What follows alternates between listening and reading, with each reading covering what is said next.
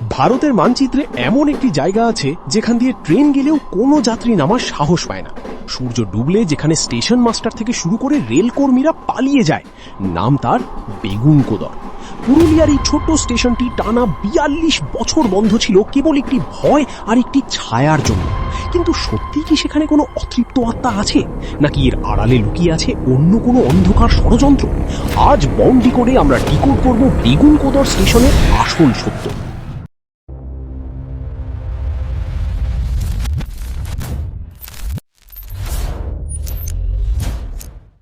ঘটনার শুরু ১৯৬৭ সালে। তৎকালীন স্টেশন মাস্টার দাবি করেছিলেন গভীর রাতে তিনি লাইনের ওপর সাদা শাড়ি পরা এক মহিলাকে নাচতে দেখেছেন। কয়েকদিন পরেই সেই স্টেশন মাস্টার এবং তার পরিবারের রহস্যময় মৃত্যু হয়। ব্যাস, আগুনের মতো ছড়িয়ে পড়ে খবর বেগুনকোদর স্টেশনে ডাইনি আছে। রেলকর্মীরা আতঙ্কিত হয়ে কাজ ছেড়ে পালিয়ে যান। বেগুনকোদর হয়ে ওঠে ভারতের এক ঘোস্ট স্টেশন বা ভূতের স্টেশন।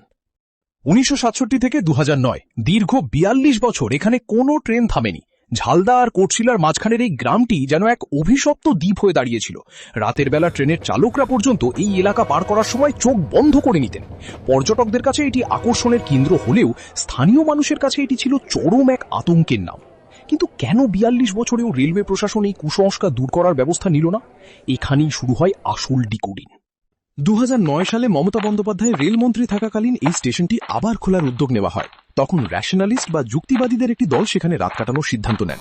তাদের তদন্তে উঠে আসে এক চাঞ্চল্যকর তথ্য। ডিকোডিং করলে দেখা যায় অনেক সময় অসামাজিক কার্যকলাপ চালানোর জন্য বা স্টেশনটি সরিয়ে অন্য কোথাও করার জন্য কিছু স্বার্থান্বেষী গোষ্ঠী এই ভূতের ভয় জিইয়ে রেখেছিল। এছাড়া গভীর জঙ্গলের মাঝে স্টেশনের নির্জনতা আর বাতাসের শো শো শব্দ মানুষের মনে মনস্তাত্ত্বিক ভয়ের সৃষ্টি করত। বর্তমানে বেগুনকোদর স্টেশনে কয়েকটি প্যাসেঞ্জার ট্রেন থামে। দিনের বেলা এখন যথেষ্ট ভিড় থাকে। তবে আজও সূর্য ডুবলে এই স্টেশনে কেউ একা দাঁড়ানোর সাহস পায় না। কোনো কর্মী এখানে রাত কাটাতে চান না। আজও ঝুপ করে সন্ধে নামলে সেই ১৯৬৭ সালের গল্পগুলো লোকমুখে ঘুরে বেড়ায়। বিজ্ঞান বলছে কোনো অতিপ্রাকৃত কিছু নেই, কিন্তু স্থানীয় বিশ্বাস বলছে ছায়াটি আজও আছে। বেগুনকোদর কি শুধুই ভয়ের জায়গা, নাকি মানুষের মনের অবচেতনের অন্ধকার? হয়তো সত্যটা এই দুইয়ের মাঝামাঝি কোথাও। আপনার কি মনে হয়, বেগুনকোদরের সেই সাদা শাড়ি পরা মহিলা কি কেবলই গুজব? কমেন্টে আমাদের জানান। ভিডিওটি ভালো লাগলে লাইক করুন আর বাংলার এই ধরনের রহস্যময় স্থান ডিকোড করতে বং ডিকোডকে সাবস্ক্রাইব করুন। দেখা হচ্ছে পরের ভিডিওতে।